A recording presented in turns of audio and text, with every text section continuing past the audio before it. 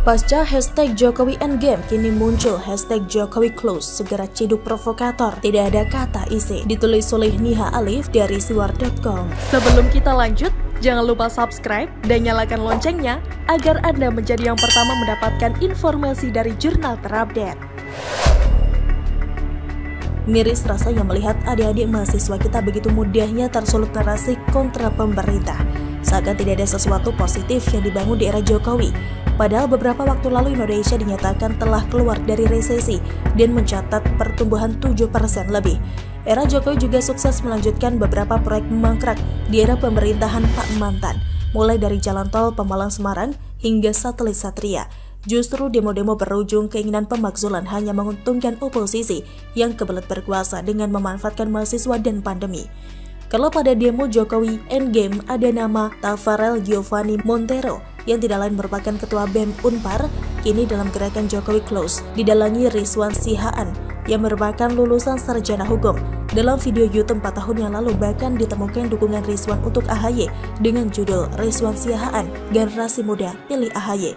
Entah gerakan ini adalah murni inisiatif Rizwan atau ada pengaruh oposisi, yang jelas kita tahu di mana Rizwan berafiliasi. Begitu sempitnya cara berpikir mahasiswa ini hingga dengan mudahnya menggadaikan NKRI demi oposisi. Dalam deklarasinya yang kini viral di media sosial, Rizwan dan beberapa temannya mengklaim tuntutannya mewakili 19 provinsi se-Indonesia. Bertempat di Gedung Pemuda Rawangmangun, Rizwan membacakan alasan dan beberapa poin tuntutan yang berujung makar. Video berdurasi hampir 2,5 menit di-share akun Bhinneka Tunggal Ika @TJHINFAR21. Berikut tulisannya.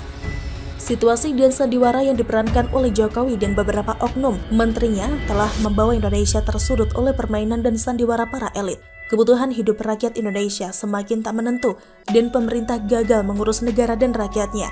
Di mana-mana rakyat menjerit akan kebutuhan hidup dan barang semakin mahal. Petani banyak yang gagal panen dan sering dimainkan oleh impor pertanian. Para pekerja puluhan ribu dirumahkan akibat sandiwara PPKM yang cenderung mengikuti arus global yang tidak berpihak pada tenaga kerja Indonesia. Nelayan turun ke laut, pedagang kaki lima menjerit, warung-warung kosong pembeli, dan lebih hebatnya para mafia negeri ini telah melakukan korupsi reformasi berjamaah. Partai pendukung pemerintah seakan tidak mau tahu, membiarkan kondisi semakin sulit dan lebih hebatnya, Jokowi mempermainkan rasa keadilan rakyat Indonesia. Sandiwara PPKM yang telah menelan anggaran 1.100 triliun tidak dirasakan oleh rakyat, justru para menteri menjadikan objek vaksin sebagai lahan bisnis. Sertifikat vaksin adalah pembodohan terhadap pelayanan publik, bisnis vaksin yang mengorbankan rakyatnya sendiri. Maka kami dari Gerakan Nasional Selamatkan Indonesia menuntut kepada Jokowi Amin sebagai berikut. Pertama, Jokowi turun atau reshuffle kabinet. 2. Evaluasi 2 tahun kepemimpinan Jokowi Amin gagal total. 3. Dana PEN 744,75 triliun rupiah dan hutang hampir 7.000 triliun tidak dirasakan oleh rakyat Indonesia. 4. Stop sandiwara PPKM dan lawan COVID. 5. Stop sertifikat vaksin sebagai syarat pelayanan hak publik. Sudah saatnya rakyat bergerak, jangan diam di tempat. Kami siap pimpin revolusi, mendidik rakyat dengan pergerakan, mendidik penguasa dengan perlawanan Gerakan Nasional 19 Provinsi. Selamatkan Indonesia oleh Rizwan Sihaan SH. Pernyataan tersebut jelaslah provokasi dan juga berisi hoax menyesatkan. Menyebut PPKM sebagai sandiwara pemerintah harus dibuktikan siapa yang diuntungkan. Bukannya aturan PPKM disebut tak hanya menyasar rakyat kecil, tapi juga semua orang. Hal ini juga dilakukan untuk antisipasi tingginya pasien di rumah sakit. Lihat saja berita di Solo saat Gibran membubarkan pesta nikahan anak anggota DPR. Kunjungan dinas juga dibatasi saat pandemi. Di sisi lain, Jokowi memprioritaskan anggaran subsidi dan sembako untuk rakyat miskin. Hanya beberapa daerah ketahuan menahan anggaran tersebut, termasuk Gubernur Sumbar yang viral membeli mobil dinas senilai 2 miliar saat kondisi corona di daerahnya memburuk. Rizwan menyebut hutang hampir 7.000 triliun tidak dirasakan rakyat. Maksudnya rakyat negara mana? Lantas kenaikan anggaran dari 200 triliun ke lebih dari 400 triliun untuk infrastruktur merata siapa yang merasakan? Dulu jalan-jalan di luar pulau banyak yang tak terkoneksi dan tidak bisa diakses karena medan yang terjal. Kini di era Jokowi antara provinsi dengan mudah tersambung lewat jalan tol. Belum lagi pembangunan jembatan, waduk, bandara dan pelabuhan yang masif dilakukan. Penanganan corona sendiri juga menyedot banyak APBN, mulai dari pengadaan rumah sakit darurat, insentif tenaga medis hingga penggratisan biaya perawatan, obat-obatan dan vaksin. Lantas di mana bisnis vaksin yang dimaksud? Bukankah selama ini kita menerima vaksin secara gratis? Dulu di awal sempat ada wacana berbayar yang langsung dianulir oleh Jokowi. Artinya, bukannya berbisnis, pemerintah malah harus menanggung biaya demi kesehatan rakyat, termasuk PPKM yang membebani anggaran pemerintah. Di sisi lain, kalau kebijakan ini tak diambil, overlap di rumah sakit akan menimbulkan chaos yang lebih buruk di waktu lain. Dan semua ini bukan sandiwara, karena semua negara di dunia juga mengalami hal serupa. Malahan beberapa negara tak menggratiskan biaya perawatan rumah sakit. Bersyukur kita hidup di era Jokowi, di mana pemerintah tanggap melayani rakyat. Soal sertifikasi vaksin pun tak seharusnya dipersoalkan karena justru bisa menggantikan PCR yang harganya mahal.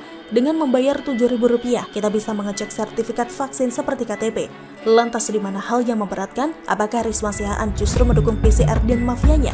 Sebagai lulusan mahasiswa hukum, hal-hal yang disoroti begitu dangkal, serupa orang yang tidak pernah duduk di bangku kuliah. Tidak ada data, melainkan asumsi semata. Pun tidak ada peraturan pemerintah maupun undang-undang yang dijadikan acuan. Kalau mau menggugat secara hukum, mahasiswa modal seperti ini pasti sudah mentah duluan digampar jaksa.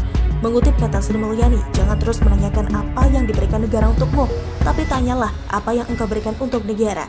Di saat mahasiswa di kampus lain sibuk membuat kendaraan listrik agar Indonesia bebas polusi, mahasiswa lulusan hukum ini sibuk demo dan provokasi. Jangan lagi ada materai atau permintaan maaf.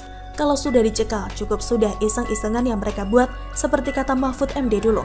Saatnya pemerintah tegas menciduk provokator, mau pakai baju agama seperti Habib Rizik atau baju mahasiswa seperti Rizwan. Karena kemerdekaan Indonesia tidak hanya dari penjajah, tapi juga dari kebodohan, hoaks dan provokasi gerakan makar. Begitulah kura-kura. Perjuangan JK minta cabut label teroris Taliban. Gigi sekali jubir Taliban ini, ditulis oleh Jaya Wijaya dari siwar.com. Sebelum kita lanjut, jangan lupa subscribe dan nyalakan loncengnya agar Anda menjadi yang pertama mendapatkan informasi dari jurnal terupdate. Indonesia memang bangsa yang mudah memaafkan dan cenderung pelupa. 32 tahun Indonesia dikuasai diktator terkorup dan saat ini sudah banyak orang-orang yang memaafkan bahkan ingin kembali ke zaman Soeharto. 10 tahun kita hidup di rezim mangkrak dan 10 tahun penuh kesia-siaan. Tapi sekarang sudah banyak orang yang kangen kembali ke masa pemerintahan tersebut. Belum lama ketika ISIS berhasil mendeklarasikan diri sebagai sebuah negara, banyak rakyat kita yang mendukung ISIS, bersumpah ke ISIS, dan pergi dari Indonesia untuk bergabung bersama ISIS. Saat itu ISIS memenangkan banyak perang di wilayah Suriah. Tetapi setelah ISIS kalah dan dipukul mundur oleh tentara pemerintahan Suriah dengan bantuan Rusia, orang-orang yang mendukung ISIS tiba-tiba berbalik menghujat ISIS dan menuduh bahwa ISIS adalah konspirasi Wahyudi dan Mama Rika. Apalagi setelah ISIS menunjukkan wajah aslinya yang damai. Kejadian di atas terjadi lagi ketika Taliban berhasil menduduki Afghanistan. Kelompok itu dipuji sebagai pasukan kuat yang mengalahkan Amerika. Kelompok ini diklaim sekarang sudah menjadi organisasi yang damai. Bahkan mereka dianggap sebagai pasukan akhir zaman yang diramalkan Nabi. Simpatisan kelompok ini pun bermunculan di media sosial, bergerilya dan menyebarkan propaganda bahwa kelompok ini adalah pahlawan Islam yang berhasil mengalahkan kafir Amerika. Fakta mengejutkan, ternyata banyak cebong pun yang akhirnya membela kelompok ini karena dianggap lawan kafir Amerika. Penulis tidak pungkiri kalau Amerika adalah negara yang punya banyak kepentingan di berbagai wilayah. Tapi bukankah semua negara juga punya kepentingan masing-masing? Tidak adil menyalahkan semua yang terjadi di Afghanistan sepenuhnya. Kesalahan Amerika sejak 20 tahun lalu menjatuhkan kelompok tersebut. Faktanya Afghanistan adalah wilayah rawan konflik, bahkan sejak zaman Alexander Agung. Tapi baiklah, kita jangan tarik terlalu jauh. Ketika era Uni Soviet menjadikan Afghanistan negara sosialis, juga sudah banyak perang saudara di Afghanistan. Ketika Afghanistan menjadi negara Islam dan kelompok itu berkuasa selama 5 tahun, Afghanistan dipimpin rezim otoriter yang membuat banyak rakyatnya trauma hingga saat ini. Selain itu, saat 20 tahun lalu kelompok itu berkuasa, Afghanistan menjadi tempat yang aman untuk kelompok-kelompok terorisme karena dilindungi oleh pemerintah Afghanistan. Salah satunya adalah Al-Qaeda yang dipimpin oleh Osama bin Laden. Osama bin Laden memang pada akhirnya dituduh sebagai tokoh buatan Amerika oleh kelompok garis keras setelah akhirnya meninggal dunia. Tapi yang lucu adalah, sama seperti saat ISIS berkuasa, mereka juga awalnya memuji-muji Osama bin Laden sebagai pahlawan. Sampai sini kita bisa lihat polanya ketika muncul kelompok terorisme yang dianggap menang perang. ISIS, Osama, awalnya banyak pemuja khilafah yang mendukung mereka dan menganggap mereka sebagai pahlawan. Tapi setelah mereka dikalahkan atau pimpinannya meninggal dunia, maka mereka rame-rame menuduh bahwa kelompok terorisme tersebut buatan Amerika. Penulis jadi bingung, ini yang kurang pintar siapa? Katanya buatan Amerika. Kok saat awal muncul dianggap pahlawan dan bahkan dipuja-puja. Parahnya, ada yang sampai bersumpah dan pergi dari Indonesia demi bergabung dengan kelompok tersebut. Pola yang sama sepertinya tidak akan kembali berulang dengan kelompok itu. Sekarang banyak pemuja khilafah yang memuji kelompok itu, bahkan membela kelompok itu setengah mati. Salah satunya adalah Ketua Dewan Masjid Indonesia, Opa JK. Beliau saat ini sedang berusaha agar Indonesia membuka hubungan diplomasi dengan kelompok itu. Jika ini terjadi, maka di Puncak Bogor, kita akan melihat spesies baru bernama Taliban. Semoga pemerintah cukup cerdas untuk memutuskan apakah akan membuka hubungan diplomasi dengan kelompok itu atau tidak. JK bahkan pernah dengan gigih berjuang agar label terorisme Taliban dicabut dari PBB. Berikut penuturan beliau saat berusaha mencabut label tersebut. Sumber penulis cantumkan di akhir artikel. Terpaksa saya minta Menlu, Menteri Luar Negeri, untuk mencabut gelar teroris itu di PBB. Kebetulan Indonesia menjadi anggota Dewan Keamanan atau PBB, berhasil untuk memberi izin segenap orang tahap pertama, kata JK. Komentar penulis, terlihat di sini kapasitas JK sebagai jubir kelompok itu tampaknya sangat mumpuni. Dukung JK untuk keluar Indonesia dan menjadi jubir kelompok itu. Untuk melihat bahwa Islam itu juga dapat tumbuh dengan cara moderat, dapat berjalan dengan baik, dengan damai. Karena itu saya undang, lihat pesantren di sekitar Jakarta, ucapnya. Komentar penulis, loh bukankah Islam itu agama damai? Kenapa kelompok itu harus diajari dan melihat bagaimana Islam bisa tumbuh dengan damai dan moderat? Ini ibarat ikan, masa ikan diajari berenang sih? Wah, penistaan agama nih. Kesimpulan, sudah menjadi sebuah kebiasaan ketika muncul kelompok garis keras yang dianggap hebat. Banyak para pemuja yang awalnya memilih dan mendukung mereka, tapi setelah mereka dilumpuhkan atau dikalahkan seperti ISIS, maka para pemuja khilafah akan menjilat ludah mereka dengan menuduh bahwa kelompok yang awalnya mereka dukung adalah buatan Amerika.